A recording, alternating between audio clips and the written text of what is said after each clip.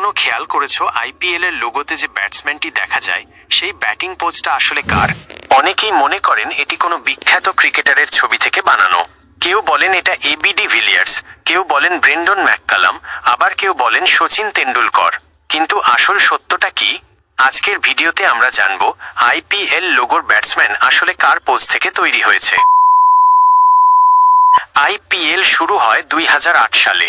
তখন বিসিসিআই চাইছিল এমন একটি লোগো বানাতে যা দেখলেই বোঝা যাবে এটা ক্রিকেটের সবচেয়ে বড় টি20 লিগ। ডিজাইনাররা তাই এমন একটি ব্যাটিং শটের ছবি ব্যবহার করেন যেটা দেখতে খুব ডাইনামিক ও শক্তিশালী লাগে।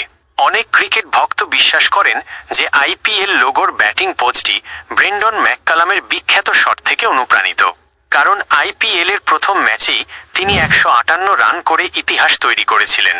আবার কেউ বলেন এটি এবি ডি ভিলিয়ার্সের 360 ডিগ্রি স্টাইলের ব্যাটিং থেকে অনুপ্রাণিত হতে পারে। কিন্তু বাস্তবে আইপিএল বা বিসিসিআই কখনো অফিসিয়ালি বলেনি যে লোগোর ব্যাটসম্যান কোনো নির্দিষ্ট ক্রিকেটার। অর্থাৎ এই সিলুয়েটটি আসলে একটি জেনেরিক ক্রিকেটারের ছবি যা শুধু ক্রিকেটের শক্তি, গতি এবং উত্তেজনা বোঝানোর জন্য বানানো হয়েছে। মজার ব্যাপার হলো অনেক বড় স্পোর্টস লিগের লোগোতেও এমনই করা হয়।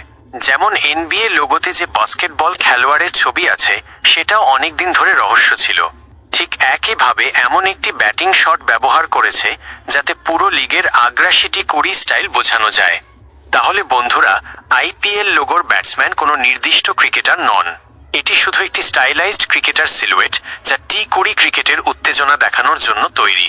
আপনি কি আগে ভাবতেন এটি কোনো নির্দিষ্ট খেলোয়াড়? কমেন্টে অবশ্যই লিখে জানান।